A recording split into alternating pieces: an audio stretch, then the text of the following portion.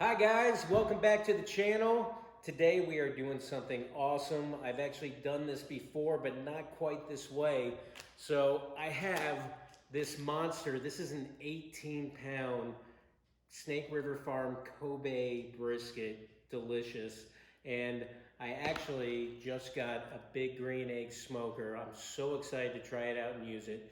So today we are gonna trim this bad boy up. We're gonna rub it. We're gonna let it sit overnight in the fridge. Tomorrow morning, we're gonna fire up the big green egg and we're gonna see how long and how good this cooks up. I'm so excited.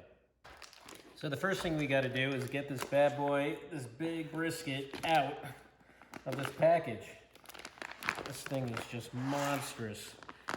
So Snake River Farm is in Idaho, and they're one of the only producers of Wagyu beef in the United States. The story goes, what I was told, I don't know if this is true or not, but I heard that these guys who own this farm, they bought a prize-winning Kobe bull from Japan and kind of snuck it out. Oh, this is so tender. And I guess the Japanese government wasn't too happy, but they brought it back to the United States, and they have been crossbreeding their prize Kobe bull with Angus, and so that's why we call it American Wagyu. Pure Kobe comes from Japan. It's kind of like champagne. You can only call champagne that comes from Champagne, France. Well, in Japan, you can only call Kobe beef that comes from the region of Kobe. So in the United States, technically, we call all Kobe beef American Wagyu, and Wagyu is the actual breed of the cow. So on this brisket, I want to trim off just a little bit of the fat, not too much. This is going to sit in the big green egg smoker, and you know, it's a charcoal, hardwood charcoal, and I'm going to put some hardwood chunks in there. So we don't want to take off too much fat. A lot of this is going to render out. Just maybe in some areas where it's super thick, we'll just take a little off. And then on, oh boy, let me turn this guy around. There's a couple parts of the brisket that have a couple big chunks of fat. Wow, this guy is just a monster. Actually, this piece here is really thin, and so I am going to cut this off. This thing will just shrivel up into nothing, you know, and it's got a lot of connective tissue. But we're just going to give it a nice trim. We're not going to take too much off. And, ooh, let's get this bad boy out of here. This big hunk on the back. On the back, we can do a little more trimming. So this guy's going to come off. Some of this fat can come off. This right here. And there's a big hunk of fat right in here that we can just kind of section out. I wanted to give you guys a better angle on what I was cutting out on this brisket. So this piece back here is just a tremendous amount of fat. And so we kind of want to just take this off, trim it out. I already trimmed out one big chunk out of it, but I could probably get a little more, maybe a lot more. This is on the bottom, and so it really is serving no purpose. The fat on top of the brisket is going to render right into the brisket itself, and so it's going to add a lot of tenderness and flavor to it, but the fat on the bottom is really going to serve no purpose. This sucker goes in pretty deep. Anyway, so we can just take out a decent amount of it. I'd say that's about right. And, you know, if I really wanted to make it pretty, I can take off this fat and just grab at it and take off a little more. Again, this will kind of render out a little, but, you know, one thing I want to do is I want to have all of the seasoning that I'm going to put on this brisket. I want it to soak into the meat. So the more fat I get off on the bottom, the more of the rub is going to sink into the meat of the brisket. So that's one part of getting all the fat off. But you know what they say, fat is flavor. So, you know, pick and choose your battles. I mean, this has a lot of meat being exposed already. So anyway, I'm going to finish trimming this brisket up, and then we're going to put some rub on it. So we have our brisket all trimmed up. I have it point side down. This is the flat of the brisket, and I have my special barbecue rub here that I make, and we're just going to sprinkle. We cover it generously, kind of figure out how much you think you're going to need. Kind of guess on how much rub is going to be on there, and there's a reason why they call it rub. Some people sprinkle it on and just let it sprinkle, but I love to rub it in. Make sure that all the seasoning, all this goodness is getting in there. And then I want to get every little piece. So in here, I put it right in the inside here, and just make sure that every piece of this brisket is going to get covered with this seasoning. This is where so much of the delicious flavor is going to come from. It kind of personalizes your barbecue. You make your own seasoning, your own rub, and it kind of, you know, it's the creative part of the barbecue. You know, you throw it on the smoke does its thing, but the rub, that can separate, well, if you're in a barbecue contest, you know, your rub can separate a winner from a loser. Anyway, there's many different kind of rubs. I did a little research and just kind of used a combination of a few different ideas that I found on the internet and experimented. And don't be shy with the rub. You know, I have this jar here just in case I need a little more, which some rub falls off, so you can scoop it up on the pan. Try to use up everything that you have, and so I can get the edges with the rub that's fallen off, and I think I might just have enough to complete it. That looks beautiful. Okay, I really like to cover mine up. I don't want to see any meat, any of the white fat.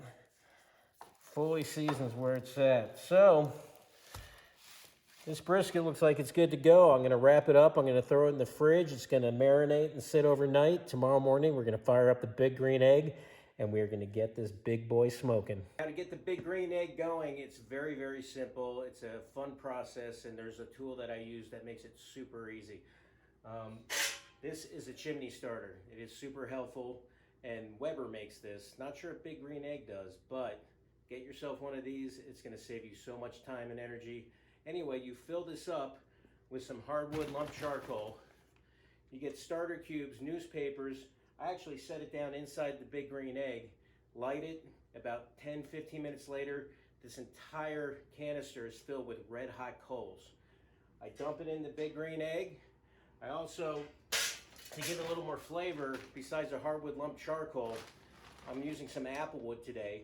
And I'm going to put that on there. It's got a sweet, nice apple flavor. It's going to give a great aroma to the brisket. So anyway, I just put that in there, let it smoke, let it go up for 15, 20, 30 minutes, however long it takes to get to temp. Usually I get it to around 250, 300 degrees. Then I will put the meat on, and then I just adjust the dampers to the temperature I want. Today I'm going to be cooking at 250 degrees. It's that simple and easy. Firing up the Big Green Egg for the first time. We got the hardwood lump charcoal rolling, and this is about the easiest way to do it. Thank God for Weber chimney starters. Now, it doesn't look like summer, but technically it is still summer. But regardless, we are going to throw this huge Kobe Wagyu Snake River Farm brisket on my Big Green Egg. Thank you so much, Cousin Dan. You are the best. I really appreciate it. Anyway, let's get this big brisket on the Big Green Egg. Oh, buddy. I don't even know if it's going to fit. Just barely. Holy moly. 18 pounds of deliciousness. And we're going to set this in here and we'll see what happens about 10, 12 hours later, guys. Well, the weather has changed quite a bit in the last 7 hours. It has been about 7 hours since I put this brisket in, and I think we're gonna go ahead and check it. One thing I love about this big green egg is it has held temperature at 250 degrees for the last 6 hours. It's unbelievable. This is what I was told about these, that you can set it and forget it, and it's true. But anyway, wait until you guys see this. Let's see what this brisket looks like. Oh yeah, look at this bad boy. Okay, well, I got my thermometer and I'm just gonna stick this in and get a reading here. Let's see, 90, 134. Keep on going, baby. If we're at 165, it's time to wrap. It's still rolling. Oh, money. Okay, I think this is almost at 170. So what I'm gonna do now is I'm gonna wrap this bad boy in some parchment and some tin foil, and then we are gonna let it go until this internal temp gets to at least 190, 195. Just awesome. Look how beautiful this is. I'm so excited. All right, guys, it has been another 3.5 hours, and we are going to check our brisket. We've had it wrapped up in this tin foil to let it just seep up all the juices, and we're gonna see where we are at. We are looking for a temp of around 190 would be just perfect. Let's see where this bad boy jumps to. 84, 190, we're going higher. This thing is just perfect. This big green egg is just unbelievable.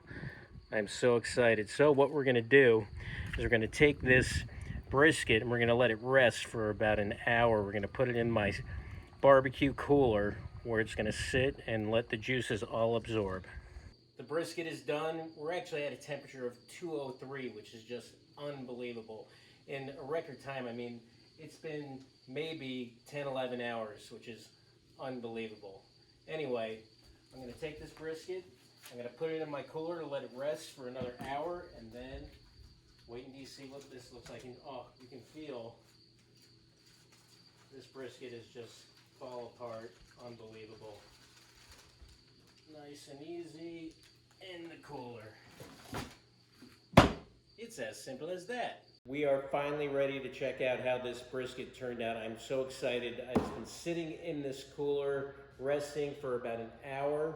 So I'm just gonna unwrap it and try to gently, actually I might have to just take it out in the parchment paper, try to get a juice. This thing is just fall apart tender. I don't even know if I can get it out with it falling apart. Holy moly. All right, I'm just gonna grab it by the paper then. And let's see what we can do here. Oh my God. Look at this gorgeous brisket. I mean, it smells amazing. I am so psyched to have this big green egg. This brisket just came out amazing. So, what I'm gonna do is take a little sample.